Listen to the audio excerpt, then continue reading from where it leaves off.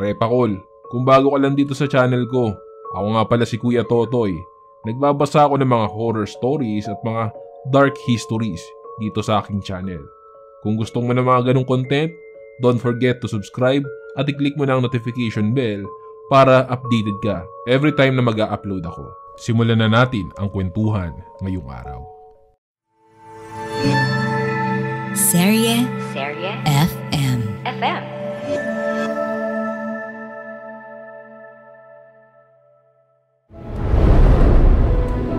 Lalaki siya. Nakasuot ng mahaba na kulay puti. Maitim ang kanyang kulay. Nakakatakot yung mukha niya. Nanlilisik at pulang-pula. Pagpapaliwanag ng lola ko. Doon sa Diplomat Hotel, nakita daw niya sa pintuan ang nakaitim na madre. Kaya siya napasigaw na huwag kaming pumunta sa kwartong iyon. Sobrang takot siya noon dahil hindi maamo ang mukha ng madreng iyon. Nakakatakot daw. Sa pagsapit ng dilim, may mga kwento kang maririnig. Kwento ng takot na magpapanginig sa iyong dibdib. Mga kababalaghang hindi kayang tanggapin ng inyong isipan.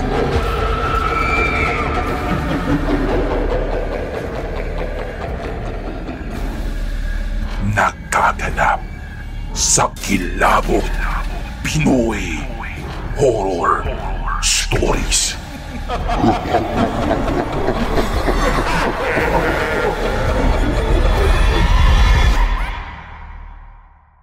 Magandang araw po sa inyo, Kuya Totoy. Matagal na po akong silent listener ninyo sa inyong podcast. Itago nyo na lang po ako sa pangalang Choi.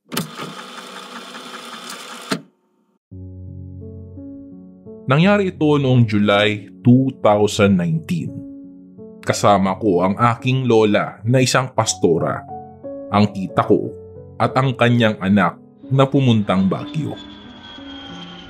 Gustong-gusto pumunta ng pinsan ko sa Baguio dahil sa Diplomat Hotel. First time lang kasi niya dito sa Pilipinas dahil sa USA siya lumaki. Kaya iyon ang una naming pinuntahan pagkadating nila sa Pilipinas. Madali lang makapunta sa Diplomat Hotel sa Baguio. Sumakay ka lang ng taxi at sabihin mo ang lugar na Diplomat Hotel at doon ka na nila mismo ibababa. Habang nakasakay kami ng taxi, nagkwento ang driver sa amin. Naku, sigurado ba kayo na pupunta kayo doon? Napakaraming mga masasamang elemento doon at saka may mga multo doon. Sigurado ba kayo? Hindi ba talaga kayo natatakot? Pag-aalang tanong ng driver. Hindi naman po, kuya.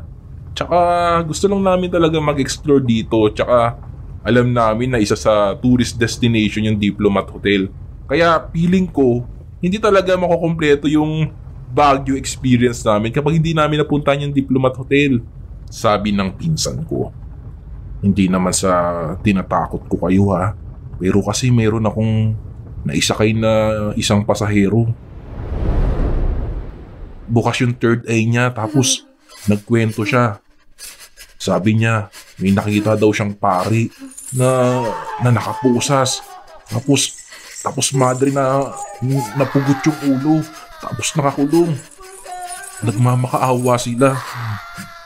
Gusto ng tulong. Yun yung pagkakakwento sa akin ng pasahero ko eh. Tapos habang sakay ko siya, sabi niya, parang ang bigat daw ng pakiramdam niya. Parang may iba siyang kasama. Hanggang ngayon kinikilabutan nga ako eh.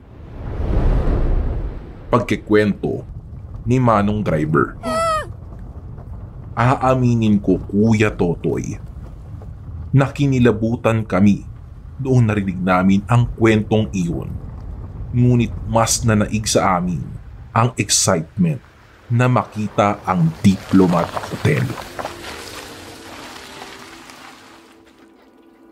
3:30 p.m. kami nakarating sa Diplomat Hotel. Nasa bungad pa lang kami ng pinto, pero parang may tinitignan ang lola ko sa may pinto.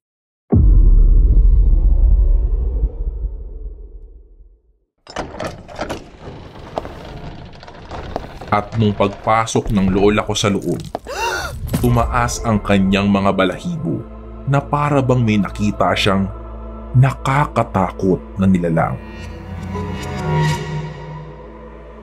Kung hindi niyo na naitatanong, ang lola ko ay nakakakita. Bukas ang kanyang third eye. Nakakarinig at nakakaramdam din siya ng hindi kayang makita ng isang normal na tao. Nakakapagsalita at nakakaintindi din siya ng Latin.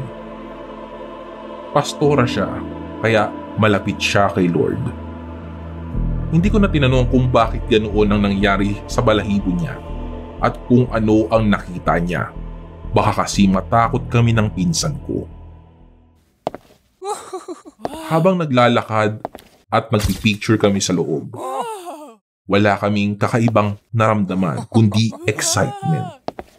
Pero nung pagpunta namin sa may second floor, sa may pintong bandang kanan, sumigaw ang lola ko. Huwag kayo pumunta sa pintong yan! Takot na takot niyang sinabi, kaya iniwasan na lang namin. Tumigil kami sa may bandang bintana para magpicture. Pero habang nagpipicture kami, may binibigkas ang lola ko na salita na hindi namin maintindihan. Tinanong namin kung ano ang sinasabi niya. Salitang Latin daw iyon na ang ibig sabihin ay wala kaming gagawing masama dito. Bumibisita lang kami at huwag niyo kaming gawan ng masama. Isa-isa kong tinignan ang kwarto sa second floor dahil hinahanap ko yung terrace sa harapan. Ngunit nasa third floor pala iyon. Nagulat ako sa mga nakadrawing sa pader. May mukha ng madre, mukha ng lalaking parang magsasaka. Nakita ko rin ang mga sinaunang CR doon. Pero iba ang pakiramdam ko nung time na iyon. Medyo tumaas ang mga balahibo ko kaya lumabas agad ako. Habang naglalakad kami sa hallway ng lola ko, bigla niya kaming pinahinto. Sabay sabing, may kasalubong tayong nakaitim. Pero wala naman kaming nakita na nakasalubong namin na nakakulay itim na sinasabi niya. Hindi na kami tumuloy sa huling kwarto na yun dahil sinabi ng lola ko na nakasalubong namin ang nakakulay itim na damit. Pumunta na kami sa third floor. Bago umakyat ng third floor, may nakasulat na hanggang 4 p.m. lang ang pwedeng tumaas. Napaisip ako kung bakit hanggang 4 p.m. lang. Pag-akyat namin ng third floor ay 3:57 p.m. na at minamadali kaming pababain ng bantay doon. Pero nagpicture pa rin kami sa may terrace. Exactly 4 p.m. Sobrang kapal na ng fog sa taas. Yung tipong hindi mo na makita yung nasa paligid mo. Tumakbo agad kami pababa kasi nakakatakot sa taas dahil sa sobrang kapal ng fog. Nung nasa baba na kami, pumunta kami sa likod dahil may garden doon. Habang tinitingnan namin yung garden, ang dami daw nakita ng lola ko na maliliit na tao. Ang sabi niya, duwende daw iyon. Pero kami naman ng pinsan ko ay walang nakita ang ganong nilalang. Biglang bumuhos ang malakas na ulan kaya bumalik kami sa loob ng Diplomat Hotel. Habang hinihintay naming tumila ang ulan, hindi mapakali ang lola ko. Tinitingnan niya ang paligid, lalo na sa may bandang CR. Ihing-ihi na ako noon, ngunit nung sinabi kong iihi ako, takot na takot niyang sinabing, "Wag! Sa hotel na lang. Gabi na makauwi kami ng hotel, ngunit hanggang sa hotel, may sumunod yata sa amin.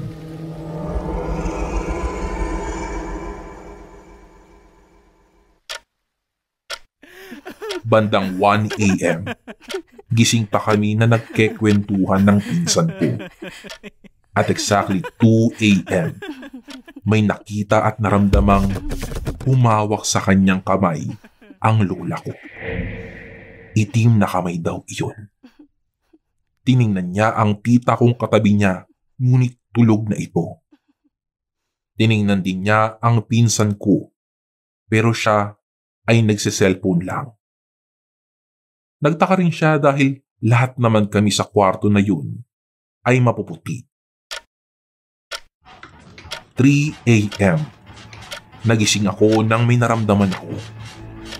Akala ko ay lumilindol nung gabing iyon dahil gumagalaw yung double deck kung saan ako nakahiga. Noong iminulat ko ang mata ko, tumigil ang paggalaw ng double deck. Tapos may nahulog sa may bandang uluhan ko at napunta ito sa ilalim ng double deck. Hindi ko na tiningnan dahil madilim sa kwarto at nakakatakot dahil may narinig ako nagsasalita ng Latin. Tiningnan ko sa kabilang kama. Yung lola ko pala ang nagsasalita. Natakot ako dahil kung ano yung binanggit niya nung sa Diplomat Hotel. Yun din ang binanggit niya habang natutulog kami. Dalawa kaming nagising noon, ako at ang pinsan ko. Takot na takot ang pinsan ko dahil doon. Sumigaw siya at pinapatigil niya ang lola ko sa pagsasalita. At binuksan namin ang ilaw para makatulog kami ng gabi iyon.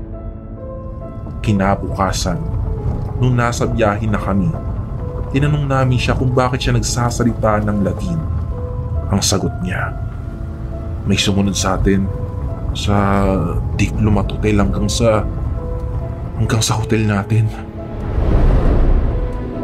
Lalaki siya, nakasuot ng mahaba ng kulay puti. Maitim ang kanyang kulay. Nakakatakot yung mukha niya. Nanlilisik at pulang-pula. Pagpapaliwanag ng lola ko. Doon sa Diplomat Hotel, nakita daw niya sa pintuan ang nakaitim na madre. Kaya siya napasigaw na huwag kaming pumunta sa kwartong iyon. Sobrang takot siya noon dahil hindi maamo ang mukha ng madreng iyon. Nakakatakot daw.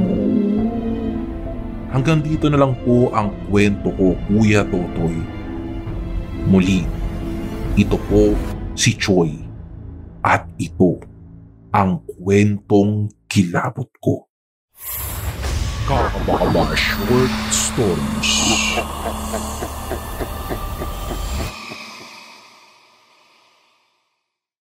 Magandang araw po sa inyo, Kuya Totoy.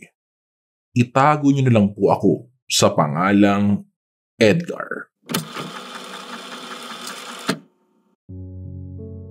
Sa araw-araw na ginawa ng Diyos, dasal ko lang na sana lahat na nakikita ng aking third eye ay matapos na. Pero sa aking palagay, mayroong gustong iparating ang bawat isa sa akin sa bawat lugar na aking pinupuntahan. Sa dami ng karanasan ko, hindi ko alam kung sino-sino na ba ang nasabihan ko nito. Bakasyon noon, ilang araw na lang, Pasko na. At wala pa kaming napagpaplanuhan na pupuntahan.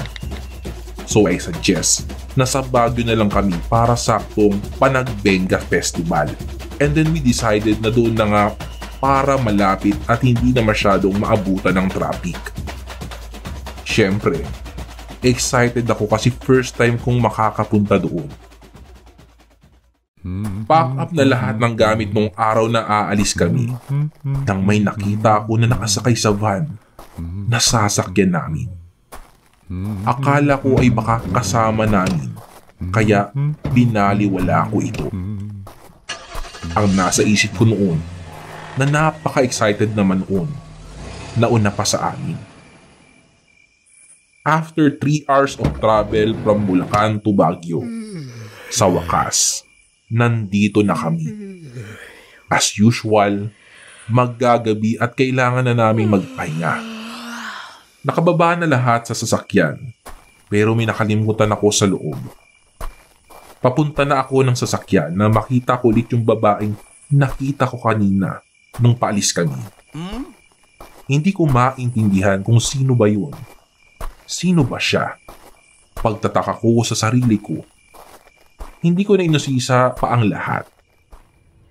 Kinabukasan, first na pupuntahan namin is yung Flower Festival. Medyo malayo sa hotel namin na tinutuluyan, pero nilakad na lang namin. At least, may kasama pa ang exercise. Lakad-lakad, takbo-takbo, hindi alintana ang pagod. Sabi ko sa parents ko, una na kami ng pinsan ko kasi pupunta pa kami ng Diplomat Hotel. Naglalakad pa lang kami papuntang Diplomat Hotel. Hindi na kami magkanda-ugaga sa kaka-imagine kung anong makikita namin doon. At nang makarating kami, napansin ko agad sa bukana ng pintuan ang isang bata na may hawak na manika. Tumakbo siya sa loob nung makita ko siya. Tinanong ko yung kasama ko kung nakita ba niya yung batang yun. Pero sabi naman niya ay wala daw siyang nakita. Ibig sabihin, hindi normal na bata ang nakita ko, kundi isang kaluluwang ligaw.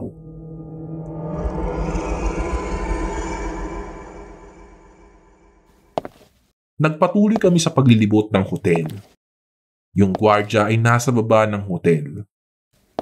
Lakad-lakad kami, pero sa totoo lang, natatakot kami ng bahagya. May kasama naman kami sa loob, kaso nga lang, iba-iba ng lugar ang pinupuntahan namin. So ayun na nga, habang naglalakad kami, may naaninag kami na isang lalaki at parang isang madre na nakakulay itim malapit sa fountain sa may bandang gitna ng hotel. Lalapitan ko sana ito para magtanong pero hindi ko nagawa kasi habang papalapit pa lang kami, biglang naglaho ang madre.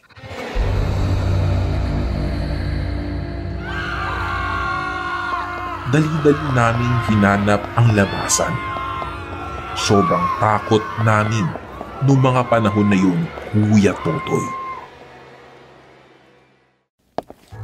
Nang papadaan kami sa fountain, sa baba na kami dumaan, nakita ko ulit ang bata. And this time, nakita na rin siya ng kasama ko. Iba ang itsura ng bata sa normal na bata. Duguan ito.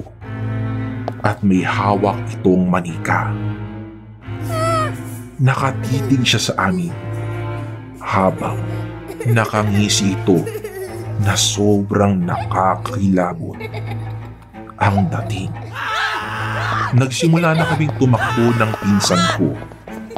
Hindi alintana ang pagod at hingal basta makalabas lang kami sa hotel na ito. Hanggang dito na lang po ang kwento ko, Kuya Totoy. Muli, ito po si Edgar. At ito ang kwentong kilabot ko. Kakabaka Short Stories.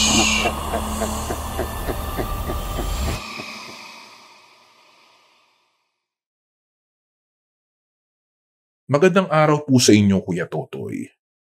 Itago niyo na lang po ako sa pangalang Kid.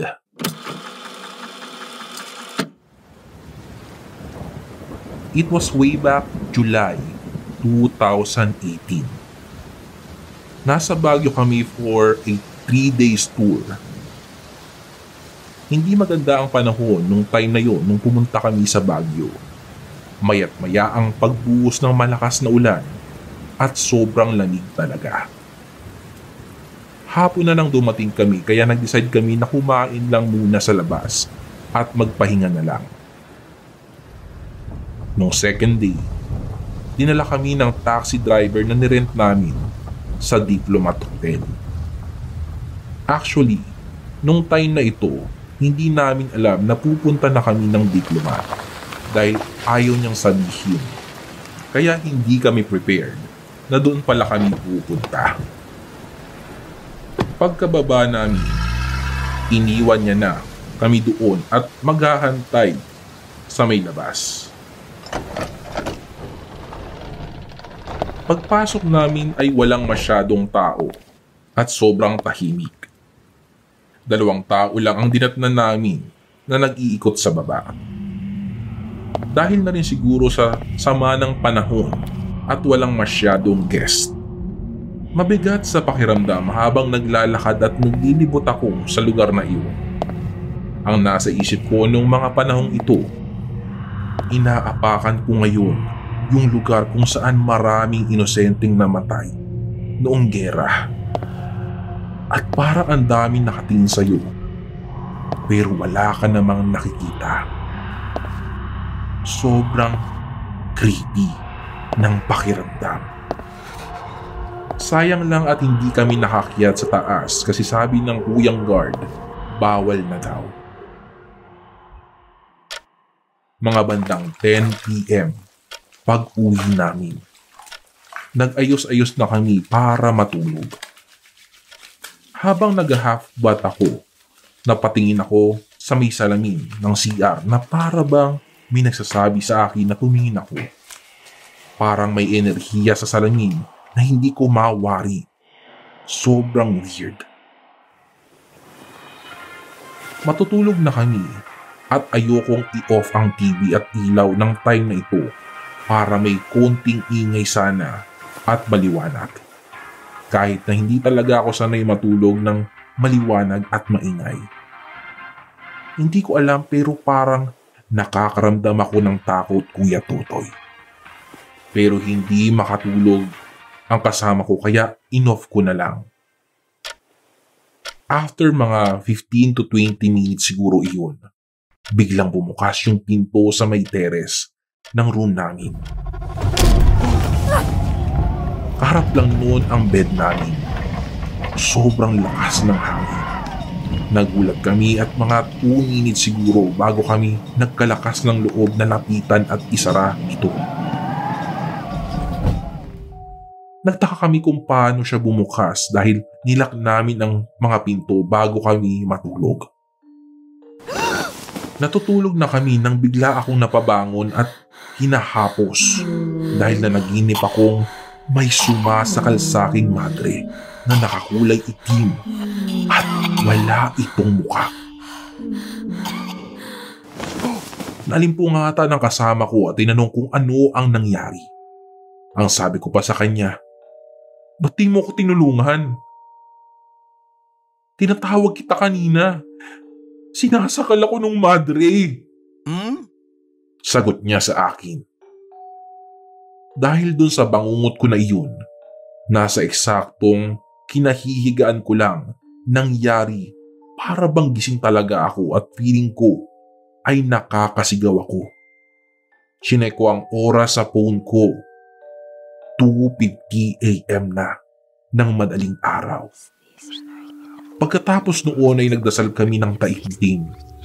Hindi ako agad nakatulog dahil pakiramdam ko nandyan lang siya sa tabi at naghihintay na makatulog ulit ako. Nag-search ako sa YouTube ng mga documentaries about sa Diplomat Hotel. May napanood ako na interview ng isa sa mga guards na nagtatrabaho dito. At sabi-sabi daw na pag pumasok ka sa Diplomat Hotel, meron daw na iba na sinusundan ng kaluluwa at nagpaparamdam ito sa kanila.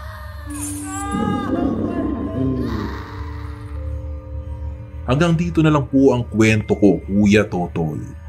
Muli, ito po si Kid. At ito ang kwentong kilabot ko. Kakabaka Short Stories.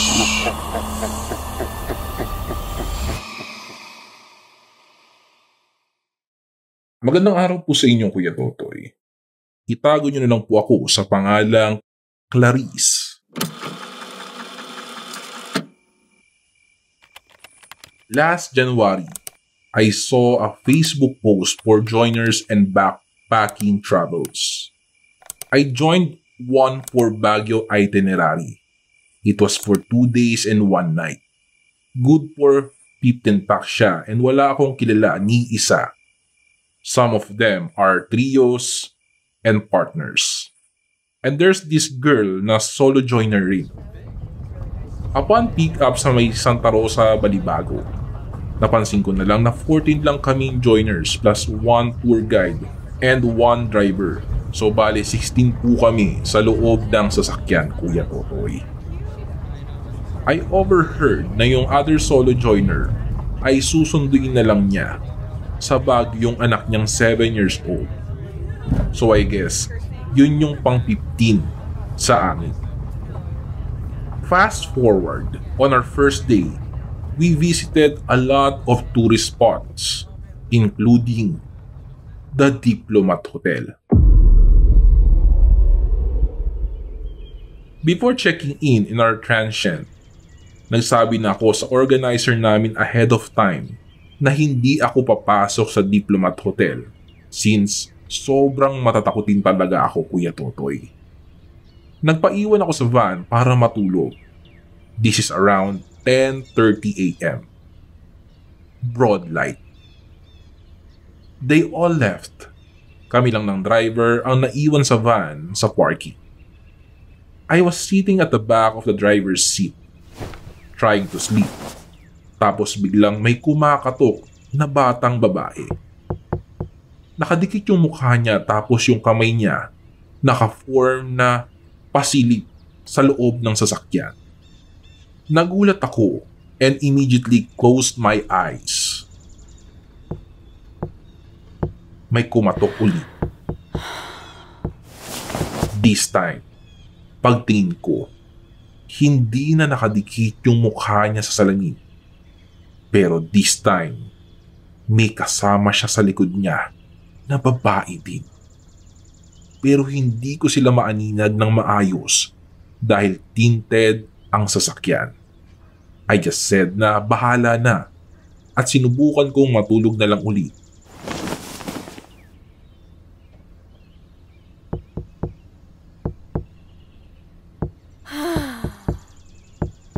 After 5 minutes for the third time, may kumatok ulit. Same image, may babae at batang babae sa tabi niya. This time, yung mas matandang babae, yung mas malapit sa pintuan. I remembered yung isang solo joiner na susundo sa anak niya. So I opened the door and to my surprise, walang tao at all. Sinarado ko yung pinto na padabog. Nagising yung driver at nagalit ito sa akin. Nagtalokbong na lang ako ng hoodie ko, nag-earphones at nakinig ng Christian worship songs while waiting for others to come back. Nakatulog ako peacefully at nakabalik na sila. Katabi ko sa van yung dalawang mag-besties. Tapos I remembered na yung solo joiner na babae ay sa likod ko sa row na nakaupo. Sa tabi ng bintana sa right, tapos sa solo chair siya. Then may space sa gitna na usually nilalagyan ng extra chair. This time, may nakaupo sa space na yun. Batang babae. Kita ko sila from the rear view mirror. So I assumed na nasundunan nila yung anak niya. Dumating na kami sa transient house namin. Yung organizer ang nag-assign kung saan kami matutulog. Ako ay sa second floor with 2 bunk beds. I occupied yung isa sa may babang part and I don't care about the rest. Basta, natulog na lang ako. This is the interesting part, Kuya Totoy. Nagising ako dahil sobrang likot ng tao sa upper bunk bed ko. Boses, bata, na tumatawa. I was wearing an eye mask that time. Sinaway ko ito. Bata, tulog ka na. Gabi na. Ano pa? Pero mas lalo lang lumakas yung tawa at mas lalong inuga nito yung higaan. I removed my eye mask.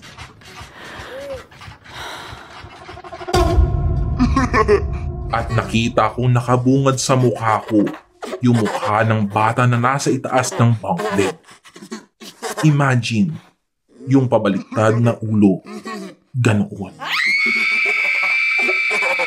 I screamed at the top of my lungs, grabbed my bag and ran down the stairs. Nakita ko yung organizer namin at sabi ko ng pagalit, "Pagsabihan nyo naman po yung bata. Napakakulit eh. Hindi ako makatulog." And her answer left me breathless. Bata? Sino pong bata? Ano pong bata, ma'am? Hindi na natin sinundo yung bata. Yung babae naman pong kasama natin sa biyahe, umalis na rin po doon pa lang sa Burnham Park. Nung sabi niya, nasa ICU daw yung anak niya eh. Kawawa nga eh. Kinilabutan ako noong mga sandaling iyon, Kuya Totoy. Kung hindi pala namin nasundo yung bata, sino yung batang nasa itaas ng higaan ko? So ibig sabihin pala, bago pa mag-Diplomat Hotel, hindi na namin kasama yung solo joiner na babae at wala na rin kaming nakasama na batang babae at all. So sino yung kumakatok sa van kanina? Sino yung nakita ko sa rearview mirror na nakaupo sa upuan ng solo joiner na may dapat sanang kasamang bata? At sino yung batang dumungaw sa akin sa kwarto?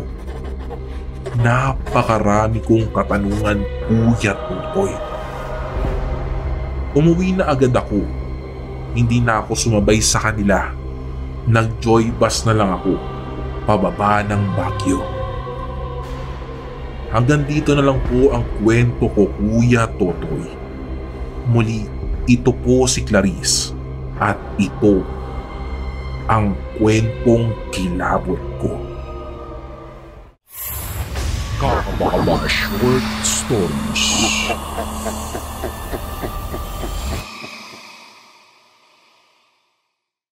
Magandang araw po sa inyo, Kuya Totoy.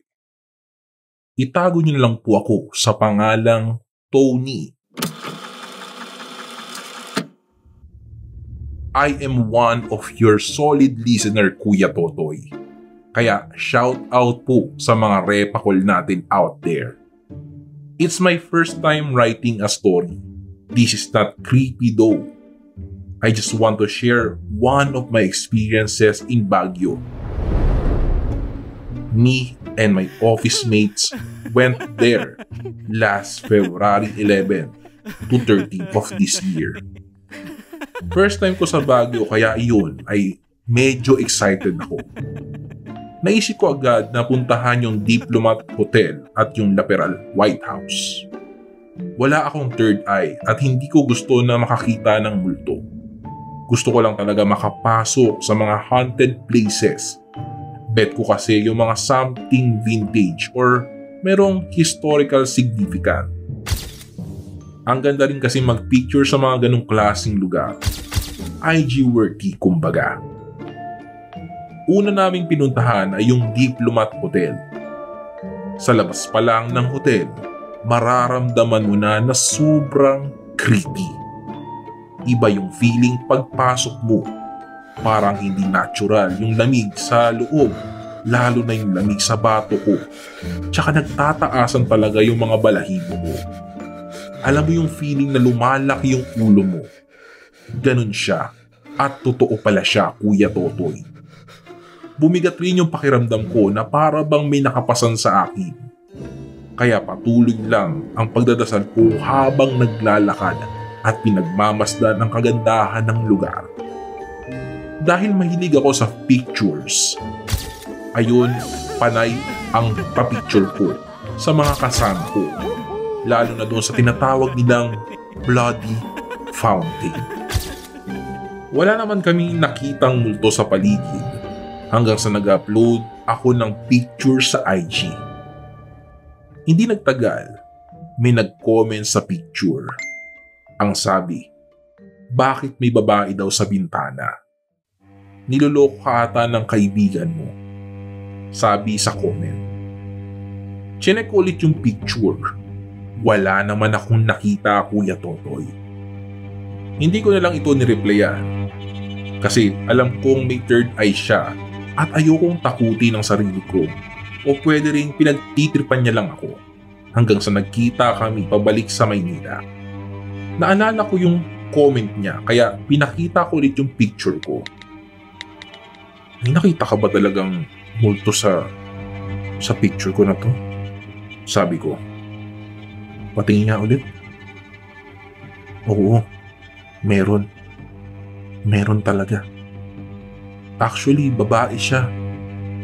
Nakapangalumbaba siya habang tinitingnan kang nagpipicture. Sabay turo sa bintana doon sa picture at parang meron nga talaga kasi maaaninag mo yung shape ng mukha niya na parang matandang babae. Doon na ako kikilabutan ng gusto, lalo na minsan nananaginip din ako na nasa Diplomat Hotel daw ako at laging nagpapapicture.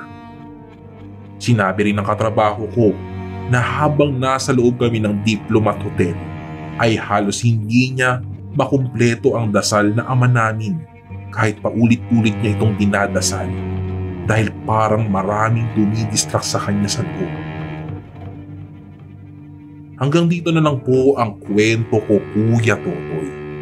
Muli, ito po si Tony at ito ang kwentong kilabot ko.